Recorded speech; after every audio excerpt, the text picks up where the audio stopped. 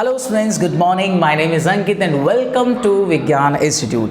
तो आज हम क्लास 11th के लिए एक नया सीरीज स्टार्ट करने जा रहे हैं और इस सीरीज में जो सबसे पहला चैप्टर मैंने सेलेक्ट किया है वो है आपके लिए chemical bonding. And the chemical bonding is a backbone of chemistry. आप ऐसे कह सकते हो कि जैसे हमें चलने फिरने के लिए हमारी बैकबोन बहुत सपोर्ट करती है ना, ऐसे ही केमिस्ट्री को चलाने के लिए आपको केमिकल बॉन्डिंग बहुत सपोर्ट करेगी। तो दो एडवांटेज है इसके। सर, एक एडवांटेज तो ये है कि इस चैप्टर से आपको डायरेक्टली एग्जाम्स में क्वेश्चन मिलते हैं, चाहे कोई भी एग्जाम हो, चाहे आईआईटी जेईई की बात करें, मेंस, एडवांस, नीट, कोई भी आपका ऐसा एग्जाम है जिसमें क्लास 11th क्लास 12th का सिलेबस पूछा जाएगा तो केमिकल बॉन्डिंग से क्वेश्चंस आएंगे। And the most important thing कि अगर आप इसके कॉन्सेप्ट सीख गए अच्छे से तो आपको बहुत कम टाइम कंज्यूम करना पड़ेगा इसके क्वेश्चंस को अटेम्प्ट करने में, और सही तरीके से, है ना। यहाँ पे ये नहीं है कि आप इतनी सारी मेहनत, इतनी सारी कैलकुलेशंस कर रहे हो और बाद में पता चल रहा है कि सर क्वेश्चन गलत है, आंसर नहीं आ रहा। नहीं, क्लियर हो जाएगा कि अगर कॉन्सेप्ट पढ़ा है तो सर क्वेश्चन हो रहा है या नहीं हो रहा है। देखो, इनऑर्गेनिक केमिस्ट्री का यही फंडा बहुत अच्छा है। जनरली जो मैक्सिमम बच्चे होते हैं, सबसे पहली प्रिपरेशन स्ट्रैटेजी इनऑर्गेनिक को ही टारगेट करते हैं। उसका रीजन है कि इनऑर्गेनिक के जितने भी कॉन्सेप्ट है वहां टाइम कंज्यूमिंग कॉन्सेप्ट नहीं है। क्वेश्चन देख के आपको पता चल जाएगा आपको आता है या नहीं आता। अगर आपने पढ़ा है तो you can attempt the question और वहां पर सही होने के चांसेस, देखो, एक तो होगा तुक्के वाली बात कि आपको नहीं आता फिर भी हाँ ये गलत लगा दिया, बट अगर आपने कॉन्सेप्ट पढ़ा है और आप सही तरीके से क्वेश्चन को अटेम्प्ट कर रहे हो तो गलत होने के चांसेस इनऑर्गेनिक केमिस्ट्री में सबसे माइनर रेशियो रहता है। तो केमिकल बॉन्डिंग को मैं इस तरीके से आपको पढ़ाऊंगा, इस तरीके से मैंने इसे डिजाइन किया आपके लिए कि किसी भी कॉम्पिटिटिव एग्जाम में, देखो, बहुत सारे क्वेश्चंस तो ऐसे होंगे आपको पेन उठाने की जरूरत नहीं पड़ेगी। आप देखेंगे, देखते ही आप टिक कर देंगे उसके आंसर। और बहुत सारी ट्रिक्स एंड टूल्स मैं आपके साथ यहाँ पे यूज करूंगा। सो अगर सच में आप केमिस्ट्री सीखना चाहते हो तो ये चैप्टर आपको आना बहुत ज़रूरी है। ये चैप्टर आपको इनऑर्गेनिक में भी सपोर्ट करेगा, ये चैप्टर आपको ऑर्गेनिक केमिस्ट्री में सपोर्ट करेगा। हर जगह जहाँ जाओगे केमिस्ट्री के साथ बैकबोन है, आपके साथ जाएगी। सो स्टार्ट करते हैं बिना टाइम वेस्ट किए। तो आज का हमारा टॉपिक है केमिकल बॉन्डिंग। मैं आपके साथ डिस्कस करने जा रहा हूँ। This is chemical bonding. बहुत ध्यान से समझेंगे, कोई जल्दबाजी नहीं करेंगे। देखो, एक बात ध्यान रखिए कि सच में अगर आप केमिकल बॉन्डिंग के लिए सीरियस हैं, और केमिकल बॉन्डिंग का सीरियस का मेरा मतलब है कि आप केमिस्ट्री के लिए सीरियस हैं, क्योंकि केमिकल बॉन्डिंग के लिए सीरियस होने का मतलब केमिस्ट्री के लिए सीरियस हैं। तो अगर आप केमिस्ट्री के लिए सीरियस हैं तो केमिकल बॉन्डिंग के लिए सीरियस होना पड़ेगा। उसके लिए जो डेटा मैं आपको बता रहा हूं, जो मैं यहाँ पे आपके सामने लिख रहा हूं, जो मैं आपके सामने बोल रहा हूं, थोड़ा सा ध्यान से, कॉन्सेंट्रेशन, है ना। लाइफ में अगर डिसिप्लिन है तो you can do everything in your life, सब कुछ कर सकते हो, but the most important thing is discipline. और डिसिप्लिन का मतलब सिर्फ सीधे बैठना नहीं है। Discipline is a common thing बहुत सारी चीज़ों में, कि आप जो भी काम कर रहे हो 100% एफिशिएंसी कर रहे हो, this is the part of discipline, है ना। आप कंसंट्रेशन दे रहे हो, this is part of discipline. So discipline is a common thing. तो आपको एक डिसिप्लिन के साथ इस चैप्टर को सीखना है, और मैं गारंटी देता हूं कि जब ये चैप्टर मैं पढ़ा दूंगा, आप कहीं से भी, जेईई एग्जाम हो, नीट एग्जाम हो, गेट एग्जाम हो, मतलब गेट में भी बहुत सारे क्वेश्चंस आप अटेम्प्ट कर लोगे, जबकि गेट का एग्जाम हायर लेवल का है, आईआईटी जैम का एग्जाम हो, मोस्ट कॉन्सेप्ट यहाँ पे सिमिलर रहते हैं, तो ज़्यादा परेशानी आपको नहीं होगी। चलिए स्टार्ट करते हैं। यहाँ देखिए कि सर यहाँ पे जो वर्ड लिखा है केमिकल बॉन्डिंग, अगर मैं इस केमिकल बॉन्डिंग की बात करूं तो बेटा जी, ये जो केमिकल बॉन्डिंग आपके पास है, इसके पास दो वर्ड आपको दिखाई दे रहे हैं, एक है केमिकल और दूसरा है bonding. So chemical is all about the chemistry. Chemistry के अंदर जनरली हमारा डिस्कशन केमिकल को लेकर रहता है। सो हमें केमिकल वाले वर्ड पे फोकस ना करके हमारा फोकस जाना चाहिए इस बॉन्डिंग वाले पोर्शन पे। समझ में आई बात? तो बॉन्डिंग से बेटा जी मैं यहां पर एक वर्ड उठाता हूं जो है आपके सामने बॉन्ड। और बॉन्ड जैसे, देखो, एक बात मैं बहुत इंपॉर्टेंट आपको बता दूं कि जिंदगी में अगर कुछ सीखना है, चाहे फिजिक्स हो, चाहे मैथ्स हो, चाहे केमिस्ट्री हो, everything, if you want to learn in your life, कुछ भी, तीन चीजें दिमाग में हमेशा रखो कि सबसे पहले आप पढ़ क्या रहे हो, दूसरा पढ़ क्यों रहे हो, एंड द थर्ड थिंग, पढ़ कैसे रहे हो। अगर ये तीन चीजें, ये तीन फंडा आपके दिमाग में बिल्कुल क्लियर हैं, तो कभी कोई ऐसी चीज नहीं है कि आपको अगर वो परेशान कर दे कि आप नहीं सीख पा रहे। बस ये तीन फंडामेंटल्स तैयार कीजिए हर टॉपिक के लिए, हर चैप्टर के लिए, कि क्या है वो, क्यों है वो, कैसे है वो। तो अगर मैंने आपके सामने लिख दिया है कि सर ये आपके पास बॉन्ड है, तो यहाँ पे तीन क्वेश्चंस आप मेरे साथ लगा दीजिए। सर फर्स्ट थिंग कि what is bond, second thing bond बनता क्यों है, एंड द थर्ड थिंग कि सर बॉन्ड बनता कैसे है। These three things are most important to learn anything in your life. मैं केमिस्ट्री की बात नहीं करता हूं, मैं सबकी बात कर रहा हूं। कुछ भी सीखना चाहते हो, तीन चीजें अपने दिमाग में क्लियर रखो। सो अगर मैं आपसे पूछूं कि आप मुझे बताइए कि बॉन्ड होता क्या है, तो दिमाग में हमारी क्या है, बहुत सारी इमेजिनेशंस चलनी स्टार्ट हो जाती हैं बॉन्ड को लेके, कि सर हमने पढ़ा था carbon carbon single bond, double bond, triple bond. So मैं आपको एक क्लियर कर देता हूं चीजें कि sir bond is not a line, या शुद्ध हिंदी में कहूं कि बॉन्ड इज नॉट अ डंडा, है ना। ये जो हमारी दिमाग एकदम खुरापाती वाला दिमाग जो है ना, तुरंत पहुंच जाता है कि सर एक सिंगल बॉन्ड, एक डंडा लगा दो, डबल बॉन्ड, दो डंडा। नहीं भाई, गलत जा रहे हो। अगर मैं बॉन्ड को सही तरीके से एक्सप्लेन करूं आपके सामने, तो बेटा जी बॉन्ड क्या है वो मैं बताता हूं कि सर इट इज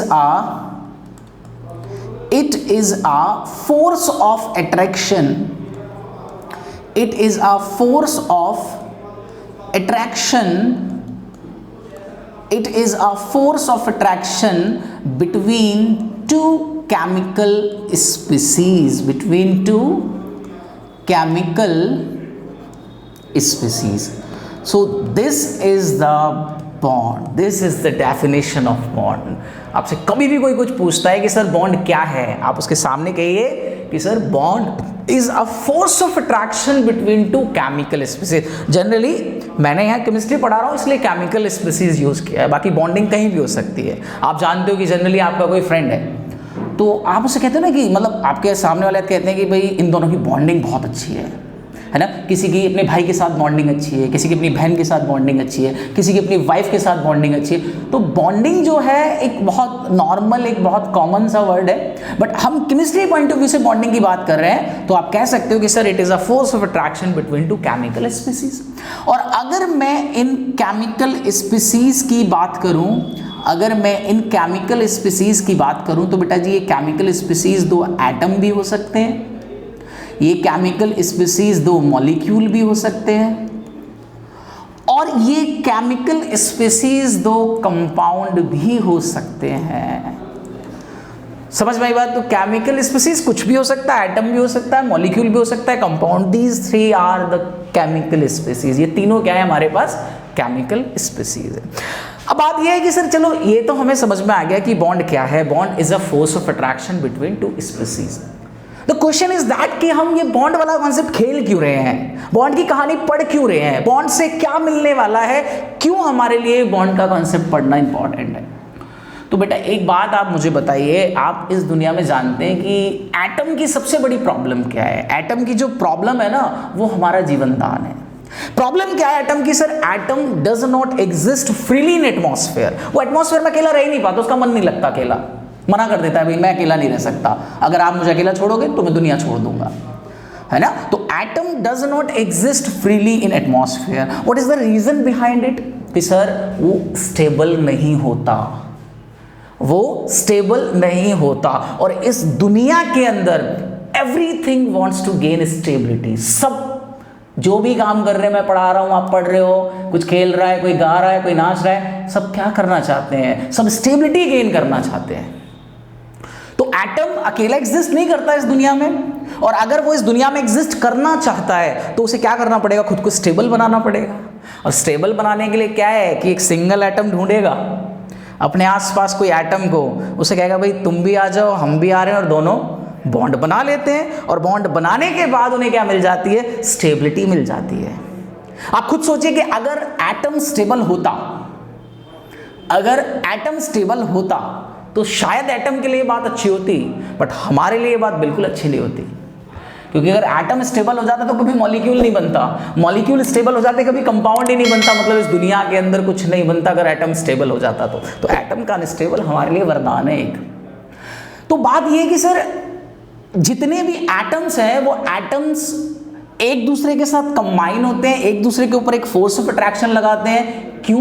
क्योंकि सर कंबाइन होने के बाद उनके बीच में एक फोर्स ऑफ अट्रैक्शन आ जाता है और उसी फोर्स ऑफ अट्रैक्शन की वजह से बॉन्ड बनता है और बॉन्ड बनने से स्टेबिलिटी उनको मिल जाती है। बॉन्ड बनने से क्या होता है? स्टेबिलिटी। तो आप याद रखना कि सर बॉन्ड बनने से फायदा क्या है? बॉन्ड बनने से फायदा होता है कि टू गेन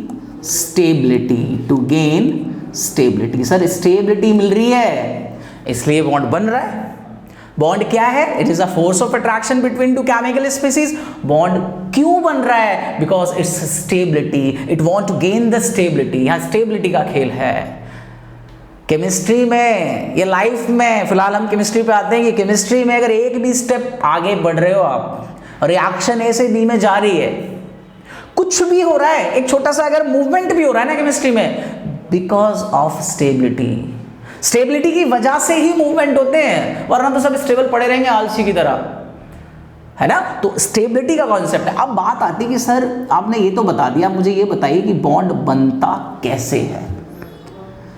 अब बात ये है कि सर बॉन्ड बनता कैसे है। देखो बात ये थी कि सर मान लीजिए कि एटम्स अनस्टेबल होते हैं क्योंकि एग्जिस्ट नहीं करते, इधर उधर बहुत तेजी से घूमते रहते हैं, वो बहुत तेजी से इधर उधर घूम रहे हैं। अगर वो बहुत तेजी से घूम रहे हैं तो वो दूसरे एटम को इंटरेक्ट नहीं कर पाएगा ना। आप खुद सोचिए, आप दो जने आप भाग रहे हो, बहुत तेजी से भाग रहे हो, तो जब तक आप बहुत तेजी से भागते रहोगे आप दूसरे को नहीं देख पाओगे, दूसरा आपको नहीं देख पाएगा। That means there is no interaction between both of you. आप दोनों के बीच में कोई इंटरेक्शन नहीं रहेगा ना। अगर आप चाहते हो इंटरेक्शन रहे तो आप थोड़ी सी स्पीड स्लो करो, वो भी अपनी स्पीड थोड़ी सी स्लो करेगा। जब दोनों की स्पीड थोड़ी सी स्लो हो जाएगी, मतलब अपनी काइनेटिक एनर्जी को डाउन करो। जैसे ही अपनी काइनेटिक एनर्जी, पोटेंशियल एनर्जी को आप डाउन करोगे, पोटेंशियल एनर्जी की डाउन होने की वजह से उन दोनों का जो इंटरेक्शन होगा वो इंटरेक्शन हो जाएगा, और इंटरेक्शन होते ही बॉन्ड बन गया, बॉन्ड बनते ही स्टेबिलिटी मिल गई। तो अगर आपसे कोई पूछता है कि सर बॉन्ड बनता कैसे है, तो आप बताएंगे कि सर बॉन्ड बनाने के लिए हमें क्या करना पड़ता है? To decrease the potential energy, to decrease the potential energy. Potential energy जो डिक्रीज होती है उसी की वजह से दो चीज़ें इंटरेक्ट करती हैं, इंटरेक्शन की वजह से स्टेबिलिटी मिलती है। तो ये तीनों चीज़ें एक दूसरे के साथ हम कंबाइन करते हैं। अच्छा, मैं आपको बहुत अच्छे से एक चीज़ समझाता हूँ, यहाँ पे ध्यान से देखिए। अगर मैं आपके सामने बात करूँ, ध्यान से सुनना, ये आपके पास एक एटम है, ठीक है, दूसरा एटम आपके पास ये, समझना, देखो देखो बहुत इंपॉर्टेंट कहानी है। ये दो एटम आपके पास रखे हुए हैं। जब दो एटम्स दूर हैं, एटम्स दूर हैं, तो जब ये दूर होते हैं, देखो दो एटम्स के बीच में हमेशा दो चीजें आपको मिलेंगी, अट्रैक्शन भी मिलेगा, रिपल्शन भी मिलेगा, है ना। ये गलत फहमी रहते हैं कि सर हमेशा अट्रैक्ट ही करते, नहीं, रिपल्शन होता है बट अट्रैक्शन के कंपैरिजन में कम है, इसलिए आप उसको डोमिनेट कर रहे हो। आपने अट्रैक्शन डोमिनेट कर दिया, रिपल्शन दिख नहीं रहा बेचारा इस वजह से। तो होगा क्या कि सर ये जो एटम है, ये एटम इस एटम को अपनी तरफ अट्रैक्ट कर रहा है, ये एटम इस एटम को अपनी तरफ अट्रैक्ट कर रहा है। तो सर इनके बीच में एक अट्रैक्शन लग रहा है, अट्रैक्शन लग रहा है, दोनों पास आ रहे हैं, पास आ रहे हैं, पास आ रहे हैं, पास आ रहे हैं, लेकिन एक डिस्टेंस पर आकर जब इन दोनों के न्यूक्लियस अपना फोर्स ऑफ अट्रैक्शन लगाएंगे तो उसकी वजह से सर जब ये पास आएंगे तो इन दोनों के न्यूक्लियस के अंदर आपको एक फोर्स ऑफ रिपल्शन दिखाई देगा, और जब रिपल्शन दिखाई देगा तो दोनों एटम्स रुक जाएंगे। इस बात को ग्राफ से समझाता हूं मैं, देखो यहां पे ध्यान से कि सर अगर मैं इस बात को आपको ग्राफ से बहुत अच्छे से समझाऊं, और देखो ग्राफ से एग्जाम में क्वेश्चन भी पूछा गया है ना। क्या क्वेश्चन था ये तो मैं आपको बताऊंगा ही, बट आप थोड़ा सा ध्यान देंगे। देखो इस बात पे, ग्राफ में क्या था कि आप मान लीजिए कि सर एक एटम यहां रखा हुआ है आपका, ठीक है, और एक एटम आपका यहां पे रखा हुआ है। ये दोनों एटम्स आपके कुछ इस तरीके से रखे हुए, ये इसका न्यूक्लियस और यहां पर बेटा जी ये इसका न्यूक्लियस, दोनों के न्यूक्लियस हैं। जब दो एटम दूर हैं तो सर यहां से यहां पर फोर्स ऑफ अट्रैक्शन लग रहा होगा, हालांकि रिपल्शन भी होगा बट रिपल्शन बहुत कम होगा। ओवरकम कौन करेगा? ओवरकम कौन करेगा? अट्रैक्शन। तो उस अट्रैक्शन की वजह से पहले एनर्जी क्या होती है? डाउन होती है। पास आ गया, पास आ गया। मान लो ये एटम चलते चलते चलते चलते यहाँ पर पहुँच गया। ये एटम चलते चलते कहाँ तक आ गया? यहाँ तक आ गया। ध्यान से देखो, ये एटम आपका यहाँ तक आ गया। अब जैसे ये यहाँ पर आया, ये एटम बेटा जी जैसे ही आपका यहाँ तक आ गया, यहाँ तक आने के बाद इसके न्यूक्लियस और इसके न्यूक्लियस दोनों के बीच में रिपल्शन होना स्टार्ट हो गया। अब एटम पास आ रहा था, रिपल्शन जैसे ही हुआ, अब रिपल्शन और अट्रैक्शन दोनों बराबर हो गए। पहले सिर्फ कौन था? अट्रैक्शन ज्यादा था, रिपल्शन कम था। अब आप आगे की तरफ जाओगे, आगे की तरफ जाते रहोगे तो रिपल्शन धीरे धीरे बढ़ेगा और एक टाइम ऐसा आएगा कि रिपल्शन अट्रैक्शन के बराबर हो जाएगा। जैसे ही वो टाइम आ जाएगा बेटा जी, एटम यहाँ रुक जाएगा और यहाँ से यहाँ तक का जो डिस्टेंस होगा, इसी डिस्टेंस को हम कहते हैं बॉन्ड लेंथ। इसी डिस्टेंस को हम क्या कहते हैं? इसी डिस्टेंस को हम कहते हैं बेटा जी बॉन्ड लेंथ। समझ में आई बात? अब आप देखिए कि सर आप नहीं मान रहे, आप कह रहे हो कि सर अब एटम को और पास लेके जाओ। जब आप और पास ले जाओगे तो क्या बढ़ेगा? रिपल्शन। अट्रैक्शन क्या हो जाएगा? थोड़ा सा कम हो जाएगा। और जब रिपल्शन बढ़ेगा तो रिपल्शन की वजह से एनर्जी क्या हो जाएगी? बढ़ जाएगी। So this graph is most important. देखो क्वेश्चन क्या पूछा था जेई वालों ने, एक बार बड़े प्यारे से क्वेश्चन पूछते हैं जेई वाले। उन्होंने क्या करा कि इसके बीच में एक पॉइंट लगा दिया यहाँ पे। उन्होंने कहा कि बताइए ये जो पॉइंट है, इस पॉइंट पे फोर्स ऑफ अट्रैक्शन और फोर्स ऑफ रिपल्शन का रेशियो क्या है? तो आप एक बात जानते हो कि सर मैंने बताया कि जब ये पास आ रहे थे तो पहले तो अट्रैक्शन डोमिनेट कर रहा था, तो इस कंडीशन में आप कह सकते हो कि force of attraction is greater than force of repulsion. अगर एग्जाम में यहां से लेके यहां तक पॉइंट तक, इसके बीच में कोई भी पॉइंट आपको दे दे और पूछे बताओ क्या रिलेशन है, तो आप कहेंगे कि sir in this condition force of attraction is always greater than force of repulsion. मान लीजिए ये यहां तक आ गए, तो सर अगर इस पॉइंट को वो स्पॉट कर दे एग्जाम में, तो इस पॉइंट को कहते हैं कि सर ये वो पॉइंट है जब आपका force of attraction is equal to force of repulsion हो गया। फोर्स ऑफ अट्रैक्शन किसके बराबर हो गया? फोर्स ऑफ रिपल्शन के। सो this is the equilibrium condition. ये हमारे पास क्या है? इक्विलिब्रियम की कंडीशन है। सो this is the condition of equilibrium, मतलब जहां पर दोनों फोर्सेस और रिपल्शन जो है, अट्रैक्शन और रिपल्शन जो है वो इक्वेट करके, that condition is called equilibrium. अब आपने क्या करा कि सर अब मान लो एग्जाम में वो इस इक्विलिब्रियम वाले पॉइंट से कोई पॉइंट स्पॉट कर दे आपके सामने, कहीं भी स्पॉट कर दे, तो बेटा जी ये जो पॉइंट है आपके पास, इस पॉइंट के अंदर force of repulsion is greater than force of attraction. Force of repulsion is greater than force of attraction. तो ये कहानी बहुत इंपॉर्टेंट समझो। एटम दूर थे, अट्रैक्शन खींच रहा था उसे, आ जाओ पास आ जाओ। रिपल्शन था बट कम था, तो पास आते गए पास आते गए पास आते गए, एकदम एक डिस्टेंस ऐसा पहुंचा कि जिस डिस्टेंस पर force of attraction force of repulsion के बराबर हो गया, और उस डिस्टेंस पे क्या हो गया? वो एटम पहले जाके रुक जाएगा। जैसे ही वो रुकेगा, उस एटम और जो दूसरा एटम जो उसके पास आ रहा था, उनके बीच का जो डिस्टेंस है, that distance is called bond length. लेकिन अगर आप मान नहीं रहे, आप उससे कह रहे हो कि और अंदर की तरफ जाओ, तो जैसे जैसे आप उसे अब अंदर ले जाओगे तो आप फोर्स ऑफ रिपल्शन बढ़ाओगे, और फोर्स ऑफ अगर रिपल्शन बढ़ेगा तो रिपल्शन से एनर्जी हमेशा बढ़ती है। अट्रैक्शन से एनर्जी डाउन होती है, रिपल्शन से एनर्जी बढ़ जाती है। अट्रैक्शन से एनर्जी डाउन होती है, रिपल्शन से एनर्जी बढ़ जाती है। तो ये आपका एक फंडामेंट है, एक फंडामेंटल टॉपिक है आपको समझने के लिए कि दो एटम किस तरीके से कनेक्ट करते हैं। So this is the basic terminology to study about the chemical bonding. So chemical bonding को समझने के लिए इतनी कहानी आपको आनी चाहिए। इसके बाद अभी एक क्वेश्चन मेरे दिमाग में आ रहा है कि सर आपने ये कहा कि एटम्स आपस में कंबाइन हो गए, कंबाइन होने के बाद उन्हें स्टेबिलिटी मिल गई, बट मेरा क्वेश्चन ये है कि अगर एग्जाम में या मेरी बुक के अंदर या बोर्ड पर कोई कंपाउंड लिखा हुआ है, कोई मॉलिक्यूल लिखा हुआ है, तो मुझे कैसे एक्सप्लेन करूं कि वो स्टेबल है? वो स्टेबल कैसे हुआ, कौन सा फैक्टर है?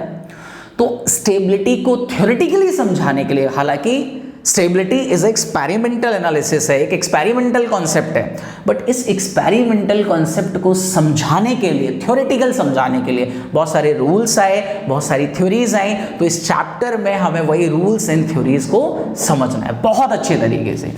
तो अब मैं आपको नेक्स्ट वीडियो में, अभी इस वीडियो को मैं यहीं तक करूंगा, पहले आप इतनी बातें अच्छे से समझो, ये बातें समझ में आ जाएं, तभी हम धीरे धीरे देखो स्टेप वाइज बढ़ेंगे तो सारी चीजें क्लियर होंगी। एक साथ सब पढ़ा दूंगा तो बर्डन हो जाएगा। इसके बाद हम क्या करेंगे, देखो मैं एकदम एक के साथ एक कड़ियों को जोड़ते हुए चलूंगा, है ना। आपको पता होना चाहिए कि अगला टॉपिक जो पढ़ रहा है इससे क्या लिंक है, तो मैं इससे आगे लिंक अप करूंगा। अब मेरा काम क्या है, मैंने ये सीखा कि सर बॉन्ड बनने से स्टेबिलिटी गेन हो रही है ना। अब क्वेश्चन ये है कि स्टेबिलिटी गेन हो रही है बिकॉज स्टेबिलिटी आप एक्सपेरिमेंट के थ्रू बता रहे हो, क्योंकि वो ज्यादा स्टेबल है, ज्यादा एग्जिस्ट करेगा। बट अगर इस बात को थ्योरेटिकली एक्सप्लेन हमें करना हो तो उस थ्योरेटिकली एक्सप्लेनेशन के लिए हम नेक्स्ट टॉपिक पढ़ेंगे ऑक्टेट रूल। ये लुइस सर थे, लुइस एक साइंटिस्ट का नाम है जिसने सबसे पहले मॉलिक्यूल की स्टेबिलिटी को लोगों को समझाने की कोशिश करी थ्योरेटिकल एक्सप्लेनेशन से।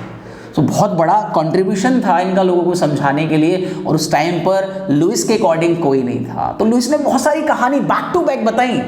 पहले उन्होंने स्टेबिलिटी बताई, फिर स्ट्रक्चर बनाने की कोशिश करी, और आगे इन्हीं से बहुत सारी चीजें मतलब बिखरनी स्टार्ट हो गई। तो इस चैप्टर का जो स्टार्टअप है, जहां से ये बिखरना स्टार्ट करेगा, वो स्टार्टअप लुइस ने करा। लुइस सबसे पहले बताएंगे कि कैसे मैं किसी मॉलिक्यूल को थ्योरेटिकल एक्सप्लेन कर सकता हूं कि स्टेबल है या नहीं है। उसके बाद हम अपनी कहानी को आगे बढ़ाएंगे। तो नेक्स्ट वीडियो देखो, इस वीडियो में जितनी बातें बताई यहां बैठाओ, बॉन्ड क्या है, बॉन्ड क्यों बन रहा है, बॉन्ड कैसे बन रहा है, और जब दो एटम्स अप्रोच करते हैं, इंटरैक्ट करते हैं, तो इंटरैक्शन में क्या कहानी होती है। इनिशियली अट्रैक्शन डोमिनेट करता है, एक टाइम पे इक्विलिब्रियम आएगा और पास लेके आओगे तो रिपल्शन डोमिनेट करेगा। और ऐसी कहानी में जब अट्रैक्शन होता है तो एनर्जी कम होती है, रिपल्शन होगा तो एनर्जी बढ़ेगी। बस इतनी बातें याद रखनी है आपको। इसके बाद नेक्स्ट वीडियो में मैं आपको सिखाऊंगा कि लुइस सर ने कैसे थ्योरेटिकली एक्सप्लेनेशन सारी चीजों के लिए दी।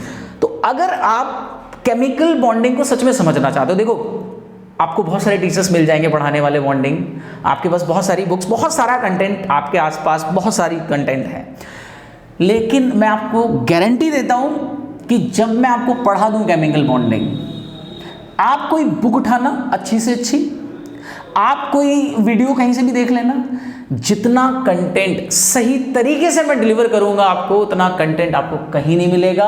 और ये जो मैं आपको पढ़ा रहा हूं, मैं ये नहीं कह रहा कि ये मैंने बुक से नहीं पढ़ा, मैंने भी बुक से पढ़ी है चीजें, लेकिन मैंने बहुत सारी बुक से कुछ कुछ पार्ट इकट्ठा करके एक अलग से सेपरेट करके आपको वो कंटेंट प्रोवाइड करा रहा हूं मैं। और ये कुछ नॉर्मल बुक्स नहीं, बॉन्डिंग की जो स्पेसिफिक बुक्स हैं जो हम स्टैंडर्ड लेवल पे पढ़ते हैं उसका कंटेंट है ये।